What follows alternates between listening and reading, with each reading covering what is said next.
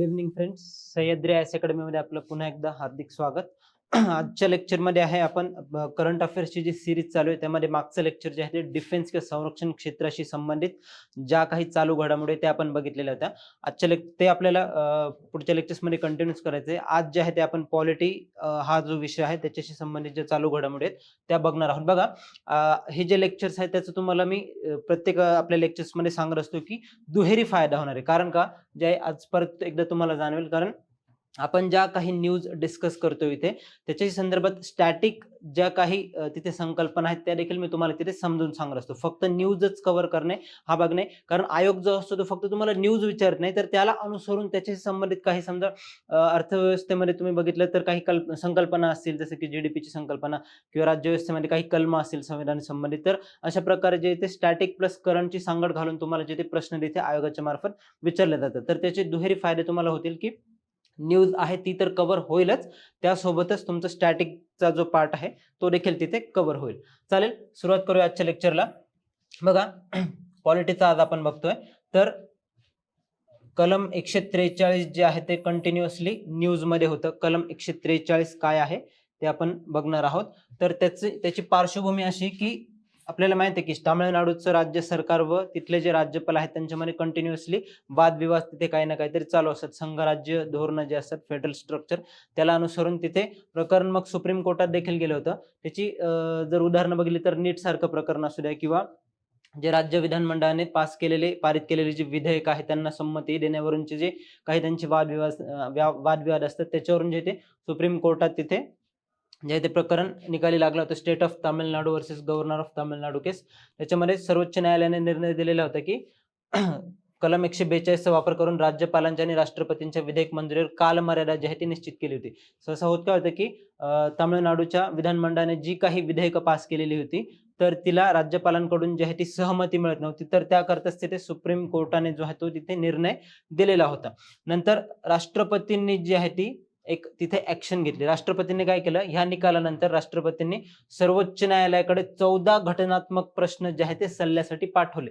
आता हे इथे जे आहे ते इथे खरं आपल्याला बघायचं की 14 घटनात्मक प्रश्न जे आहे ते सल्ल्यासाठी कोणत्या कलमांतर्गत पाठवलेले, कारण हे भरपूर वर्षांनी असं घडले की राष्ट्रपतींनी जे आहे ते भरपूर वर्षांनी सुप्रीम कोर्टाकडे, सर्वोच्च न्यायालयाकडे जे ते सल्ला तिथे मागितलेला आहे. त्यामुळे जे आहे ते हे न्यूज मध्ये असल्यामुळे येऊ शकतंय. बघा, मग त्या संदर्भात आपल्याला कलम 143 काय ते पाहायचंय. तर हे जे कलम आहे की राष्ट्रपती सर्वोच्च न्यायालयाकडे जे आहे ते सल्ला मागू शकतात, तर तेच कलम 143 आपल्याला तिथे सांगत असतं. संकल्पना काय आहे तर त्याच्या मागची पार्श्वभूमी काय, कलम 143 सर्वोच्च न्यायालयाचा सल्ला देण्याचा विशेष अधिकार आहे, ऍडवायझरी ज्युरिस्डिक्शन आहे. सर्वोच्च न्यायालयाचे जे काही तिथे अधिकार असतात किंवा ज्युरिस्डिक्शन असतात त्याच्यापैकी ऍडवायझरी ज्युरिस्डिक्शन किंवा विशेष असा सल्ला अधिकार आहे तो.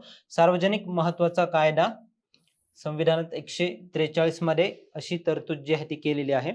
त्यामध्ये सार्वजनिक महत्वाचा कायदा किंवा वस्तुस्थिती किंवा तथ्याचा जो काही प्रश्न असतो, असे प्रश्न उद्भवल्यास राष्ट्रपती जे ते सर्वोच्च न्यायालयाकडे कायदेशीर मत मागू शकतात. लक्षात ठेवा, कारण अशा प्रकारचे जे काही महत्वाचे कलम आहेत ते आयोगाने आधी विचारलेले आहेत. जर तुम्ही मागचे प्रश्न बघितले, पीवायक्यू जर बघितले, तर अनुच्छेद 142 चा अर्थ त्यांनी विचारलेला आहे किंवा 124 च्या अंतर्गत जे आहे ते कशा प्रकारे तिथे न्यायाधीशांची नियुक्ती केली जाते, तर हे देखील न्यूज मध्ये असल्यामुळे यावर प्रश्न जो आहे तो येऊ शकतोय. सार्वजनिक महत्वाचा कायदा किंवा तथ्यांचा किंवा वस्तुस्थितीचा प्रश्न उद्भवल्यास राष्ट्रपती सर्वोच्च न्यायालयाकडे कायदेशीर मत आहे ते मागू शकतात. बघा, हा फक्त आणि फक्त राष्ट्रपतींनाच दिलेला अधिकार आहे तो, संविधानाने दिलेला. त्यातल्या आता अजून तरतुदी पाहूयात. कलम 143(1) नुसार सार्वजनिक महत्वाचा कायदा किंवा तथ्यांचा प्रश्न जो उद्भवला आहे किंवा भविष्यात उद्भवू शकतोय, अशा प्रकारचे जर काही तिथे प्रश्न असतील तर ते राष्ट्रपती सर्वोच्च न्यायालयाकडे जाऊ शकतात. कलम 143(2) नुसार संविधानपूर्व काळातील करार, समझोते किंवा सनद यामधून निर्माण झालेले वाद जे आहेत ते सोडवण्यासाठी राष्ट्रपती तिथे सर्वोच्च न्यायालयाचे दार तिथे ठोठावू शकतात. आता न्यायालयाची भूमिका काय बघा, 143(1) नुसार जे काही सार्वजनिक महत्वाचे प्रश्न किंवा तथ्यांची वस्तुस्थितीचे प्रश्न असतात त्याच्या संदर्भात सर्वोच्च न्यायालय मत देऊ शकते किंवा मत देण्यास नकारही देऊ शकतं. सर्वोच्च न्यायालयावर ते बंधन नाहीये कुठल्या प्रकारे. पण इथे कलम 143(2) जर बघितलं तर सर्वोच्च न्यायालयाला या प्रकरणात मत देणे जे आहे ते बंधनकारक असतं, एवढं लक्षात ठेवा.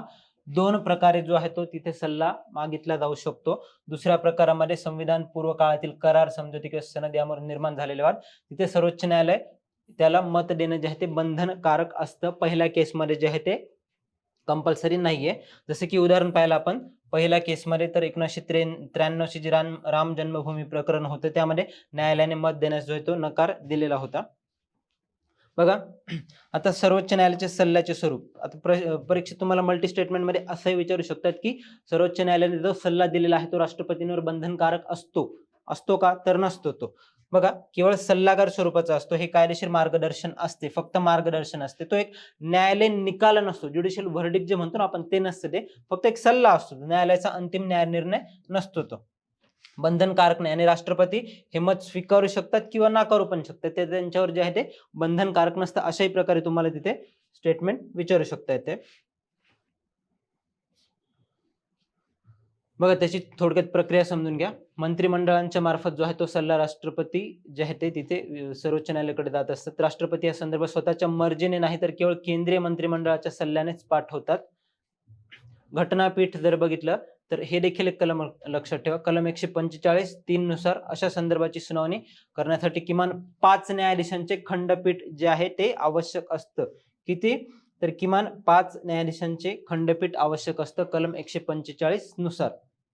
नंतर ही घटनात्मक संकल्पना आता असंही विचारू शकतात की कुठून याचा उगम झालेला आहे, तर गव्हर्नमेंट ऑफ इंडिया ऍक्ट 1935 मधून जी आहे ती घेण्यात आलेली आहे. Government of India act 1935, Bharat सरकार कायदा 1935 चा. आंतरराष्ट्रीय स्तरावर जर बघितलं तर कॅनडाच्या राज्यघटनेत अशीच सल्लागार तरतूद जी आहे ती अस्तित्वात आहे. तुम्ही पॉलिटीचं जे काही वाचलं असेल त्यामध्ये तुम्हाला माहित असेल की आपली संघराज्य पद्धत जी आहे ती बऱ्यापैकी कॅनडाशी तिथे मिळती जुळती आहे. तर कॅनडामध्ये देखील अशी पद्धत अस्तित्वात आहे. मात्र अमेरिकेचे सर्वोच्च न्यायालय सल्लागार मते देत नाही, कारण तिथे स्ट्रिक्ट सेपरेशन ऑफ पॉवर्स असल्यामुळे अमेरिकेच्या तिथे संविधानामध्ये अशी कुठल्याही प्रकारची तरतूद नाहीये, हे देखील लक्षात ठेवा. निर्णय जो आहे तो बदलता येत नाही. आधी समजा न्यायालयाने एखादा निर्णय त्या ठिकाणी दिलेला असेल तर राष्ट्रपतींना वाटलं की चला आधीचा निर्णय बदलण्यासाठी आपण 143 चा वापर करून जो आहे तो सल्ला घेऊन त्याच्यावर निर्णय बदलू शकतो, तर तसं नाहीये.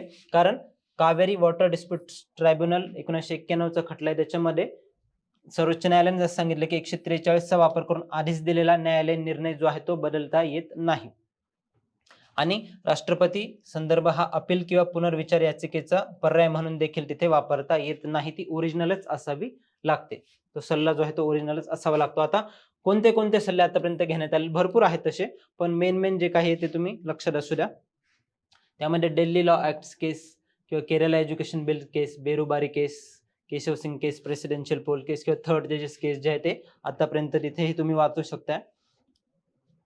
हे सल्ले जे आहेत ते घेण्यात आलेले आहेत. बघा आता कलम 142 पण बघितलं होतं आपण. 143 काय ते पाहिलं, सल्लागार अधिकार जो आहे तो. कलम 142 म्हणजे पूर्ण न्याय प्रस्थापित करण्यासाठी जो आहे तो सर्वोच्च न्यायालयाला आदेश देण्याचा किंवा व्हर्डिक्ट देण्याचा अधिकार देण्यात आलेला आहे. कम्प्लीट जस्टिस साठी, कम्प्लीट जस्टिस साठी जो आहे तो हा अधिकार देण्यात आलेला आहे.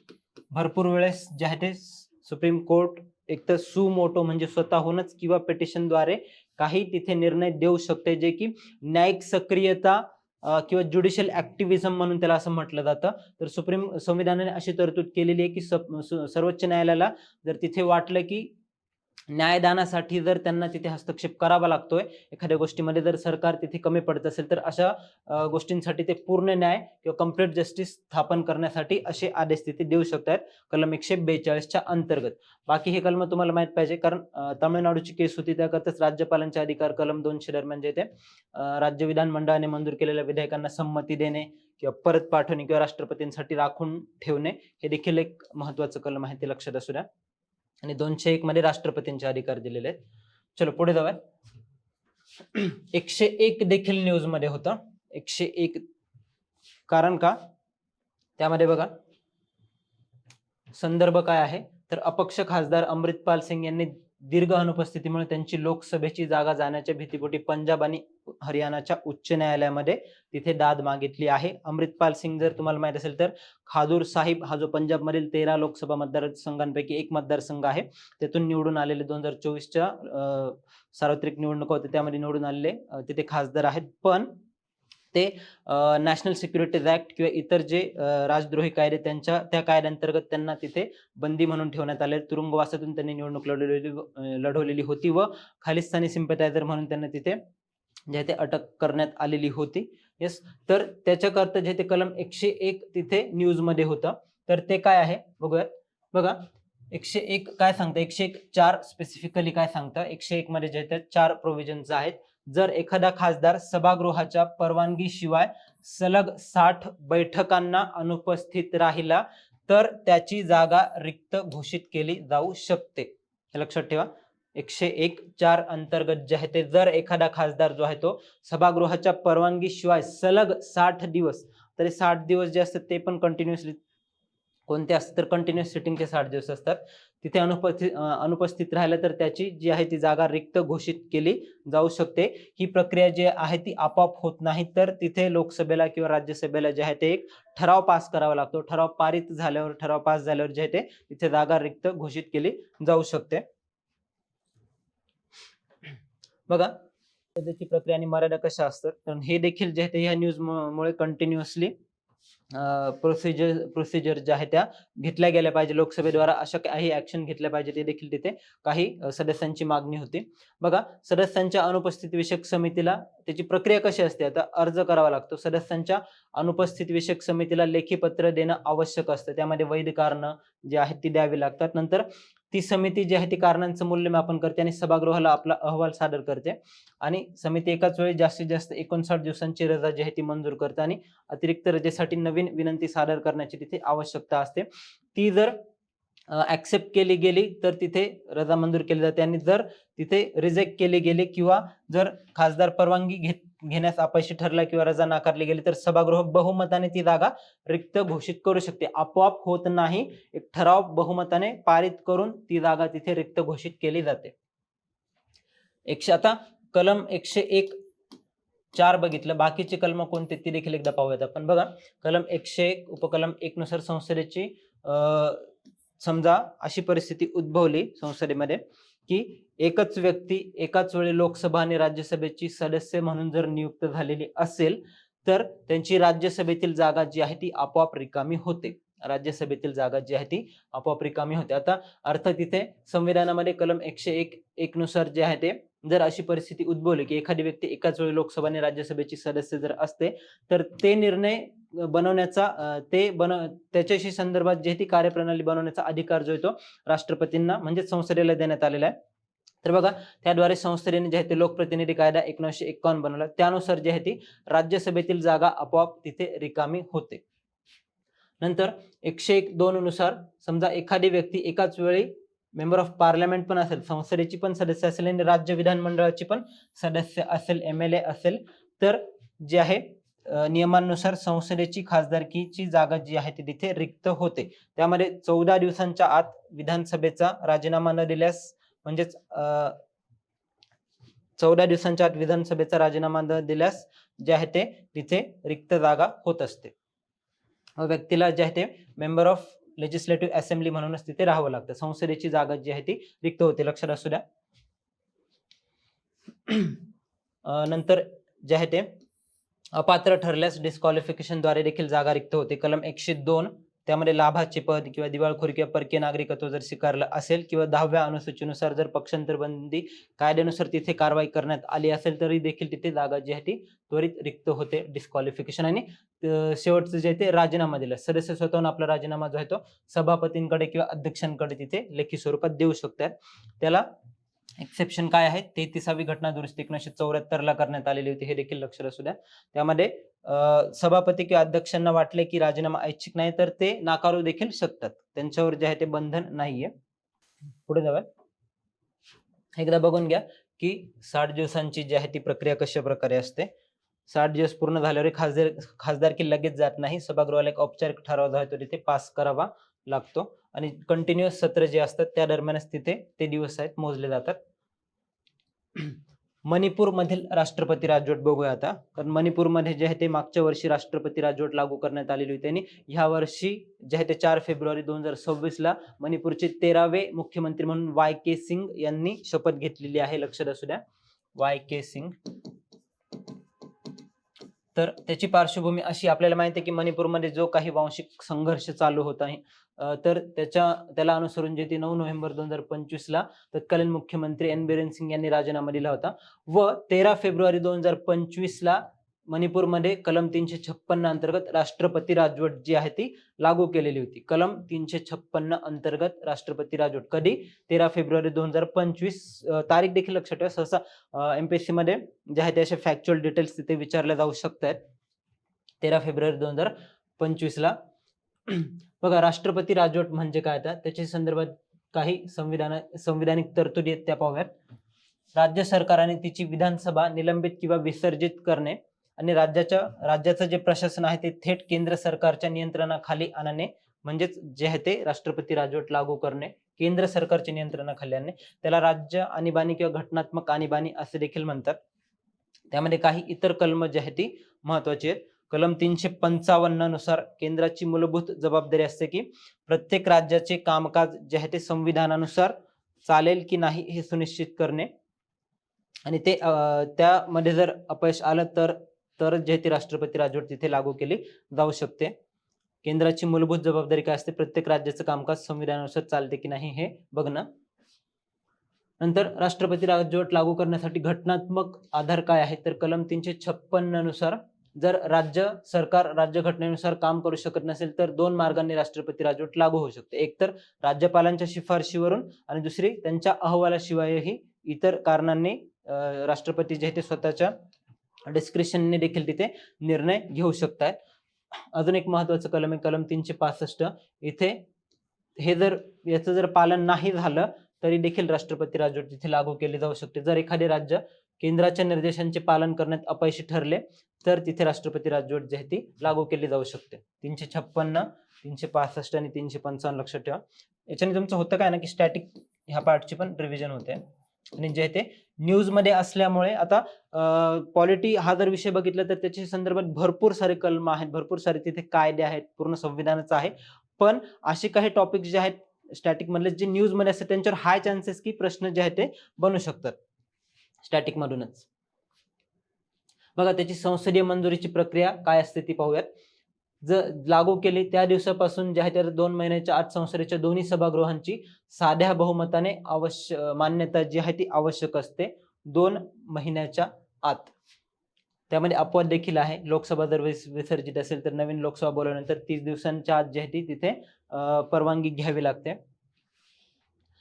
मंजूर झाल्यावर सुरुवातीची 6 महिने टिकते, नंतर परत 6 महिन्यांनी जे आहे ते तिथे नवीन त्या ठिकाणी मान्यता जी आहे ती घ्यावी लागते. आणि मॅक्सिमम किंवा कमाल मर्यादा किती असते त्याची? मॅक्सिमम पिरियड 3 वर्षांकरता जी आहे ती तिथे लागू केली जाऊ शकते. आणि 3 वर्षांची अंतिम मर्यादा 3 वर्षांच्या पुढे जी आहे ती लागू सहसा करत नाही. जर करायची असेल तर बघा, तर त्यासाठी वेगळी संवैधानिक घटना दुरुस्ती करावी लागते. आणि समजा 2 वेळेस म्हणजे 6 महिन्याच्या टप्प्याने 2 वेळेस जर लागू केली असेल तर, आणि पुढच्या तिसऱ्या टर्म साठी पुन्हा एकदा त्याला जे आहे कंटिन्यू करायचं असेल तर त्याच्यासाठी 2 अटी आहेत. म्हणजेच की 1 वर्षाच्या पुढे जे आहे राष्ट्रपती राजवट वाढवण्यासाठी 2 अटी असणे आवश्यक आहे. त्या अटी कोणत्या? तर संपूर्ण भारतात किंवा राज्यात राष्ट्रीय आणीबाणी लागू असावी त्या स्पेसिफिक राज्यात. आणि दुसरं, निवडणूक आयोगाने असं प्रमाणित करावं की काही कारणांमुळे त्या ठिकाणी निवडणूक घेणं जे आहे ते शक्य नाही. ह्या 2 अटी असतील तरच 1 वर्षाच्या नंतर तिथे जी आहे ती राष्ट्रपती राजवट कंटिन्यू करता येऊ शकते. हे प्रोव्हिजन जे 44व्या घटना दुरुस्तीने तिथे त्याचा उल्लेख केलेला होता. 44व्या घटना दुरुस्तीने आणलेली प्रोव्हिजन होती ही. संसदीय मंजुरीची प्रक्रिया. कार्यकारी अधिकार. आता राष्ट्रपतींना मिळणारे विशेष आणि असाधारण अधिकार देखील असतात. कार्यकारी अधिकार जे आहे ते राष्ट्रपती राज्याची सर्व कार्य आपल्या हाती घेतात आणि त्यांच्या वतीने राज्यपालांनी प्रशासकीय अधिकार जे ते कामकाज बघितलं जातं त्यांचं. कायदेविषयक अधिकार. तिथे राज्य विधिमंडळ जे ते निलंबित किंवा विसर्जित केलं जातं आणि राज्यासाठी कायदे करण्यास अधिकार जे आहे ते संसदेला मिळतात. संसदेची मान्यता मिळेपर्यंत राष्ट्रपती राज्याच्या संचित निधीतून जे ते खर्चाला मंजुरी तिथे देऊ शकतात. चालेल, पुढे जाऊयात. बघा, आता SR बोमई खटला, सर्वोच्च न्यायालयाचे जे काही घटनात्मक नियंत्रण आहे त्यावर काही जे आहे ते निकाल दिलेले. त्यापैकी SR बोमई खटला 1994चा माहित पाहिजे तुम्हाला. त्यामध्ये कलम 356 न्यायिक पुनरावलोकनाच्या कक्षेत येतं असं तिथे सर्वोच्च न्यायालयाने सांगितलेलं होतं. नंतर सर्बानंद सोनोवाल केस किंवा रामेश्वर प्रसाद खटला. सहसा परीक्षेत विचारणार नाही पूर्व परीक्षेमध्ये, पण हे खटले जे आहेत ते कशा संदर्भात आहे ते तुमच्या तिथे नजरेखालून एकदा गेलं पाहिजे. आता एक महत्वाची न्यूज आहे, संघराज्य जे काही संबंध आहेत त्या संदर्भातच एक महत्वाची न्यूज आहे. मागच्या वर्षी जे ते तामिळनाडू सरकारने, आपल्याला माहिती आहे की तामिळनाडू आणि केंद्र सरकार, तामिळनाडू सरकार आणि केंद्र सरकारमध्ये जे ती कंटिन्युअसली ते भांडणं होत असतात, तर त्याच्यासाठी जे आहे ते तामिळनाडूच्या राज्य सरकारने एक समिती गठीत केलेली होती. कशासाठी ती समिती गठीत केलेली होती, तर केंद्र राज्य संबंध जे आहे ते सुरळीत कशा प्रकारे केले पाहिजेत. बघा, केंद्र राज्य संबंधांचा नव्याने आढावा घेण्यासाठी आणि राज्याची स्वायत्तता वाढवण्याच्या दृष्टीने जे योग्य उपाययोजना सुचवण्यासाठी एक समिती जी आहे ती गठीत करण्यात आलेली होती. लक्षात असू द्या.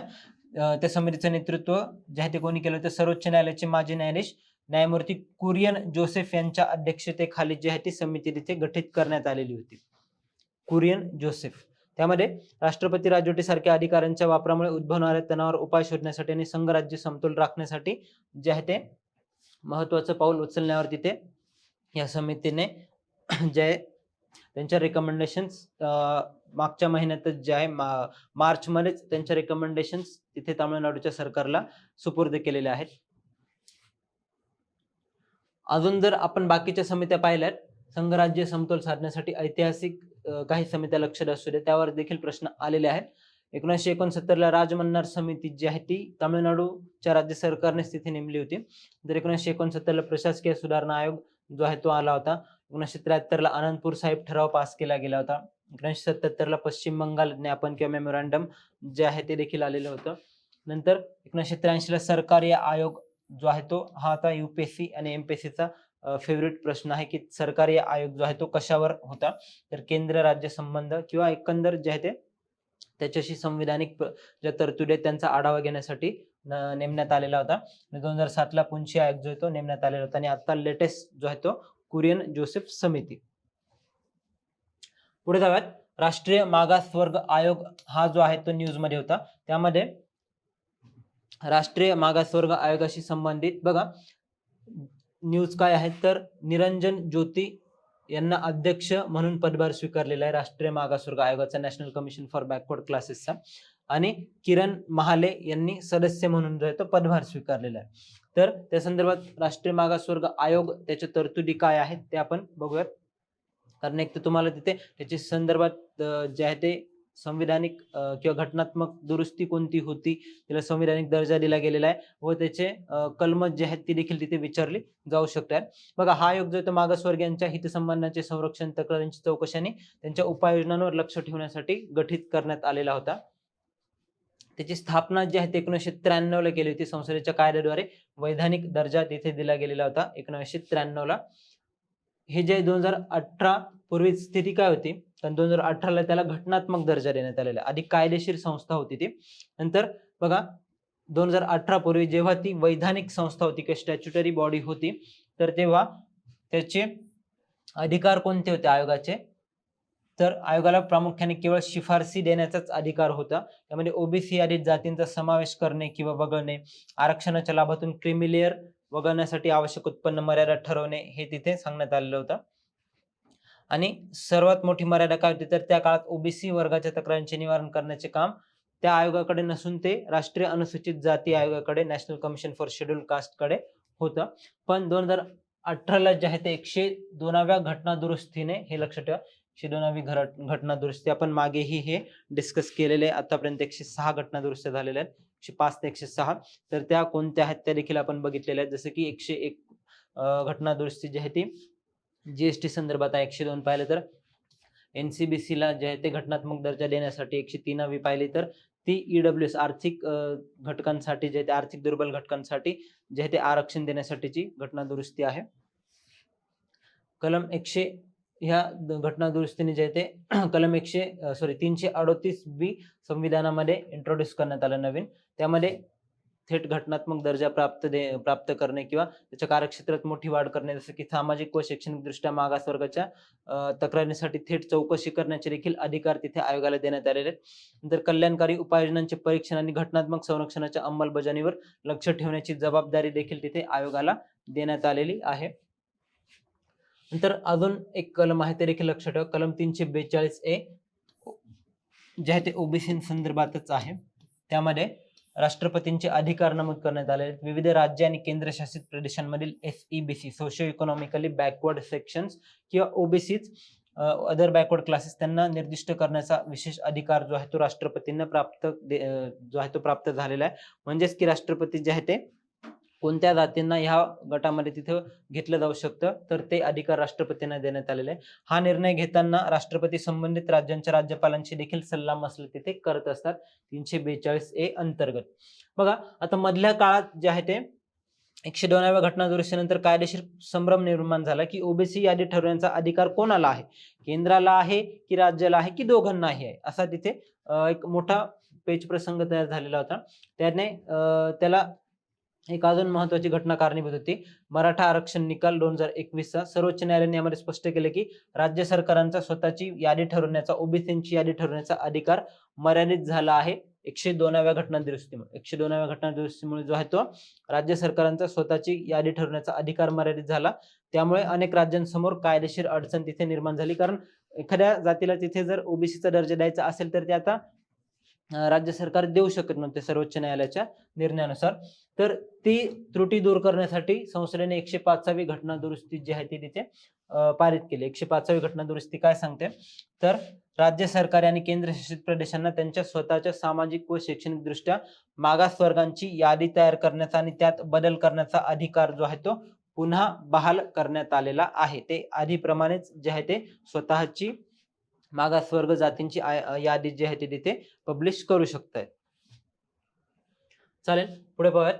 आता जो आयोग आहे national Commission for backward classes, त्याची रचना कशी असते बरं?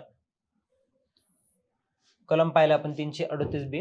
बघा, राष्ट्रपती जे आहे ते त्याचे जे काही अध्यक्ष, उपाध्यक्ष किंवा सदस्य जे असतात त्यांची नियुक्ती राष्ट्रपतींच्या स्वाक्षरीने होत असते. Warrant under hand and seal त्याद्वारे केली जाते. नंतर एक अध्यक्ष असतो, एक उपाध्यक्ष आणि 3 सदस्य असतात. 3 सदस्य असतात. सर्व सदस्यांच्या सेवेच्या अटी आणि कार्यकाळ निश्चित करण्याचा संपूर्ण अधिकार जो आहे तो राष्ट्रपतींना तिथे देण्यात आलेला आहे. लक्षात असू द्या.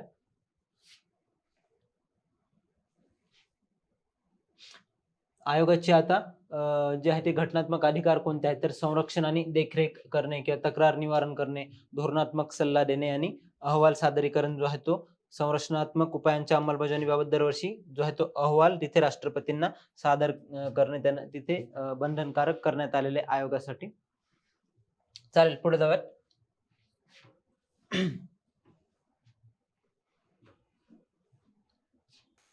पुढची जी न्यूज आहे ती भारताचे नियंत्रक आणि महालेखा परीक्षक यांच्याविषयी आहे. भारताचे नियंत्रक आणि महालेखा परीक्षक किंवा controller and auditor general of India असंही त्यांना म्हटलं जातं. बघा, न्यूज काय आहे तर कॅग कडून त्यांच्या विभागात जी 2 नवीन विशेष पथकांची निर्मिती करण्यास मान्यता देण्यात आली. 1 जानेवारी 2026 पासून मान्यता देण्यात आलेली आहे. त्यामध्ये पहिलं पथक कोणतं तर केंद्रीय महसूल लेखा परीक्षक पथक म्हणजे सेंट्रल रेव्हेन्यू ऑडिट. हे पथक केंद्र सरकारच्या प्राप्ती आणि महसुलाचे विशेष लेखा परीक्षण करेल. आणि दुसरं सेंट्रल एक्सपेंडिचर ऑडिट किंवा ऑथॉरिटी केंद्रीय खर्च लेखा परीक्षण पथक. हे पथक मंत्रालय आणि विभागांच्या खर्चाचं लेखा परीक्षण करेल. हे 2 पथक स्थापन करण्यास मंजुरी देण्यात आलेली. किंवा कॅग अलीकडे न्यूज मध्ये होतं ते कशासाठी, कारण कॅग जे आहे ते आता अशा स्टेप्स घेणार आहे की प्रत्येक जिल्हा स्तरावर त्यांचे ऑफिसेस एस्टॅब्लिश करण्याचा त्यांचा विचार आहे. त्याच्याने फायदा काय होईल ना तर जे काही पंचायत राज संस्था आहेत शहरातल्याही आणि ग्रामीण भागातले तर त्यांचं ऑडिट करणे आणि ते पण जे आहे ते जिल्हा स्तरावर जाऊन ग्रामीण स्तरावर जाऊन ते सुलभ व्हावं, सहज व्हावं आणि त्यांचे रिपोर्ट जे आहेत ते शासनाला आणि जनतेला लवकरात लवकर उपलब्ध व्हावेत. त्यासाठी जे आहे ते जिल्हा स्तरावर ऑफिस, प्रत्येक जिल्ह्यामध्ये ऑफिस एस्टॅब्लिश करण्याचा कॅगचा जो आहे तो विचार आहे. त्या संदर्भात जी आहे ती बातमी महत्वाची आहे. मग आता कॅग बद्दल पाहूयात. सार्वजनिक निधीचा रक्षक किंवा गॅरंटर ऑफ पब्लिक पर्स असं म्हटलं जातं. त्याच्याशी संबंधित कलम कोणते आहेत संविधानातली तर कलम 148 भारताचे नियंत्रक आणि महालेखा परीक्षक ह्या पदाची स्थापना करण्यात आलेली आहे. नंतर कलम 149 द्वारे कॅगची कर्तव्ये आणि अधिकार जे आहेत ते निश्चित करण्यात आलेले आहेत. आणि कलम 150 द्वारे सरकारी खात्यांचे स्वरूप जे आहे ते कसे असावे, जे कॉस्ट अकाउंट्स असतात त्यांचं फॉर्मॅट कसं असावं, फॉर्म कसा असावा हे ठरवलं जातं. आणि कलम 151 अंतर्गत कॅगचे अहवाल राष्ट्रपती किंवा राज्यपालांकडे कसे सादर करावे जे ते त्याबद्दल तरतूद केली जाते. एक घटनात्मक संस्था आहे. कार्यपालिकेची आर्थिक जबाबदारी विधिमंडळाप्रती जी आहे ती निश्चित करण्याचं काम कॅग जी आहे ती करत असते. मागच्या करंट अफेअर्सच्या काही लेक्चर्स मध्ये आपण जी आहे ती सार्वजनिक वित्त लेखा समिती देखील बघितलेली होती. ती कॅगला कशा प्रकारे मदत करत असते ते देखील डिस्कस केलेलं होतं आपण. प्रशासकीय संरचना जर बघितली कॅगची, तर भारताचे राष्ट्रपती त्यांच्या द्वारे जी आहे ती कॅगची तिथे नियुक्ती केली जाते. कार्यकाळ 6 वर्षे किंवा 65 वर्षे व यापैकी जे आधी येईल ते तिथे लागू होतं. आणि पदावरून हटवण्यासाठी जी आहे ती संसदेच्या विशेष बहुमताने हटवता येते. ही प्रक्रिया सर्वोच्च न्यायालयाच्या न्यायाधीशासारखीच तिथे असते. म्हणजे की सर्वोच्च न्यायालयाचे न्यायाधीश ज्या प्रकारे पदावरून काढले जाऊ शकतात, त्याचप्रमाणे कॅगला देखील तिथे काढलं जाऊ शकतंय. प्रमुख कार्य कोणते, तर भारत सरकार आणि राज्य सरकारांचे एकत्रित निधी, आकस्मिक निधी आणि सार्वजनिक खात्यातील सर्व खर्चाचे लेखापरीक्षण करणे. नंतर महसुलाची योग्य आकारणी आणि वसुली झाली आहे का हे तपासणे आणि विविध कायद्यानुसार सरकारी कंपन्या आणि महामंडळांचे लेखापरीक्षण देणे. लेखापरीक्षण अहवाल तो राष्ट्रपती राज्यपालांना पाठवला जातो आणि लोकलेखा समितीकडून, पब्लिक अकाउंट्स कमिटीकडून त्याची जी ते तपासणी तिथे केली जाते. म्हणूनच त्याला विधिमंडळाच्या समित्यांचा मार्गदर्शक असं देखील तिथे म्हटलं जातं. 3 प्रमुख अहवाल जे ते सादर केले जातात. अप्रोप्रिएशन अकाउंट्स म्हणजे विनियोग लेखा अहवाल, फायनान्स अकाउंट्स वित्त लेखा अहवाल आणि तिसरा पब्लिक अंडरटेकिंग सार्वजनिक उपक्रम अहवाल. हे बघू शकता काय आहे ते, त्याच्या तरतुदी काय आहेत. अप्रोप्रिएशन अकाउंट जो आहे तो मंजूर केलेल्या तरतुदीप्रमाणेच खर्च झाला आहे का हे तपासतं. नंतर वित्त लेखा अहवाल जो आहे तो वर्षातील सरकारच्या एकूण प्राप्ती आणि खर्चाची सविस्तर माहिती देत असतो. आणि सार्वजनिक उपक्रमांसाठीचा अहवाल जो आहे तो आर्थिक सार्वजनिक उपक्रम कंपन्या ज्या आहेत त्या गव्हर्नमेंटच्या त्यांच्या आर्थिक खर्चाचं तिथे परीक्षण केलं जातं. चालेल, थांबवत आजच्या लेक्चरमध्ये. आज जे आहे ते आपण काही संविधानिक ज्या संस्था आहेत त्यांच्या संदर्भात आपण बघितलेले काही महत्वाची कलम देखील पाहिलेली आहेत. पुढच्या लेक्चरमध्ये जे आहे ते ह्याच आपण विषयाचं तिथे करंट अफेअरची सिरीज कंटिन्यू करणार आहोत. काही नवीन टॉपिक जे ते न्यूज मध्ये होते आणि जे आयोग जे ते त्यावर प्रश्न विचारू शकतायत, तर ते आपण पुढच्या लेक्चरमध्ये बघणार आहोत. थांबूयात आजच्या लेक्चरमध्ये. थँक्यू.